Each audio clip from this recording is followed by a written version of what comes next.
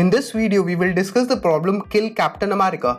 The problem says that Captain America is hiding from Thanos in a maze which is full of rooms. So there is a maze which is full of rooms, and the maze is designed in such a way that the room within it leads to another room via the gate, right? So what happens is, basically, if let's suppose there is a room number 1 and there's a room number 2, so there's a gate inside room number 1 that leads to the gate number that leads to the room number 2, right? So there's a gate in room number 1 that leads to gate 2, and so suppose that there's a gate in room 2 that leads to room number 3, right?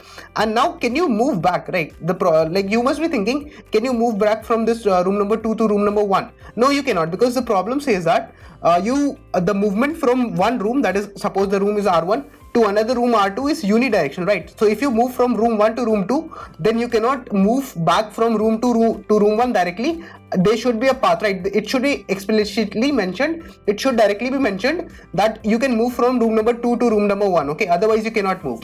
And the problem says that Captain America is hiding in only those rooms which are accessible directly through every other room in the maze, right? So Captain America will be hiding in only those rooms that are directly accessible to him, right?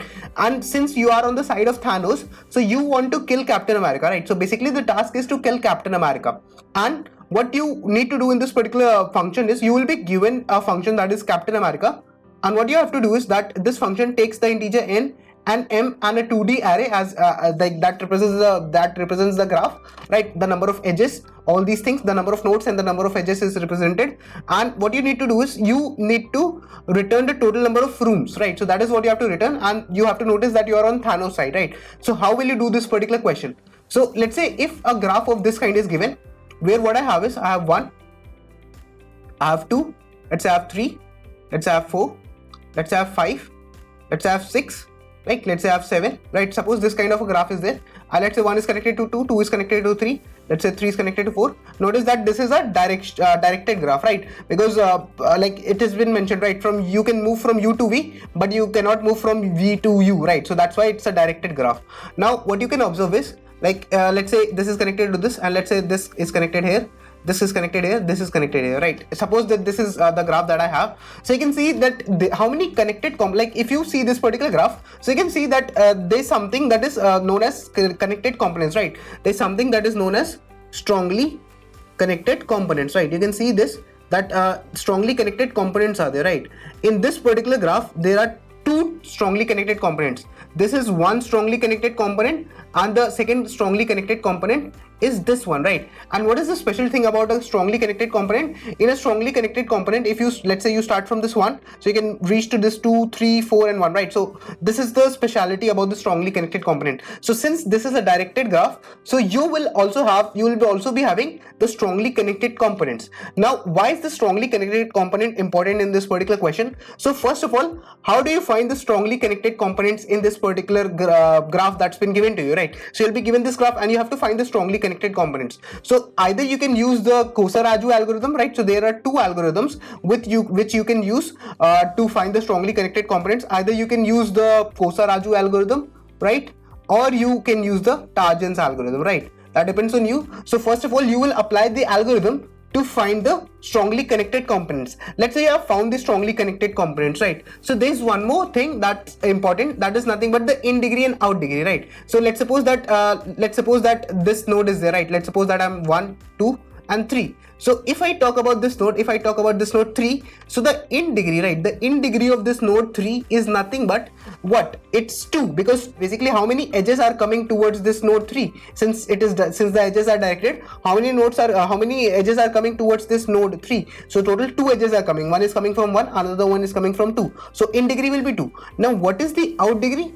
As you can see that if in degree is the number of vertices that are coming towards the current node, so the out degree for the current node or for a particular node, given node, will be nothing but the number of edges that are going from this particular node. So you can see that from 3 there is no edge going to any other node. So that's why the out degree for this 3 will be 0, right? This is also pretty much important in this problem, right? Let's say that what you have is, you have some connected components, right? So I'll just make some parts of the components. Let's say if you have something like this, right?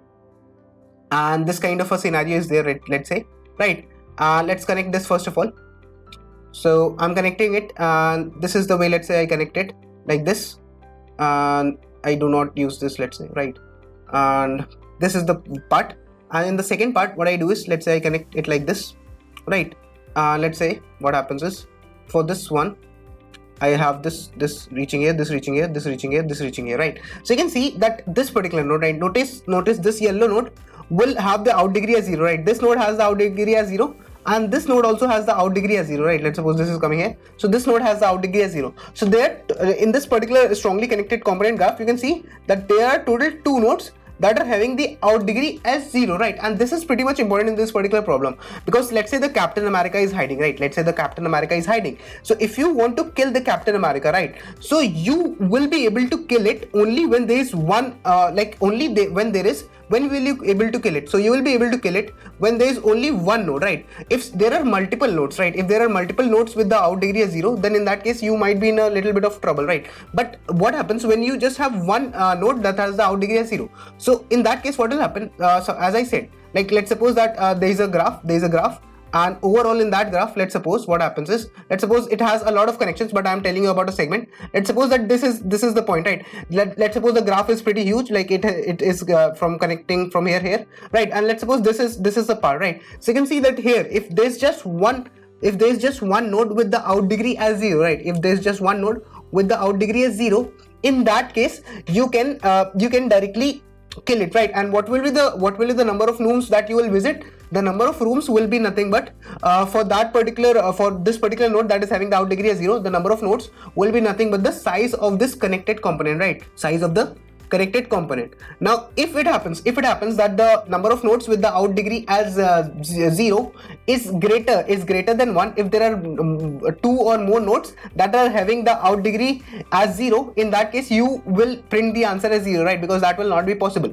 But if that is not the case, if there is just one node, in that case you will print the maximum size that is there, right? So that is what you will do in this particular problem. Let's try and see the implementation of this code. So basically, as I said, you will be first of all finding the strongly connected components. So you'll be given this vector v, you will have the out degree initialized as 0, maximum size will be initialized to int min, right? Because you have to return the maximum size in the end. And you'll have the adjacency list visited, stack. You'll have all these things are important for first of all finding the strongly connected components. Then you will make the graph from the adjacency list, right? So what you will be doing is, you will have this function in which you will be storing nothing but like you will be storing like this, right? So since you are implementing the algorithm for finding the strongly connected component, so you'll build the graph like this, u to v and v to u, like this, right?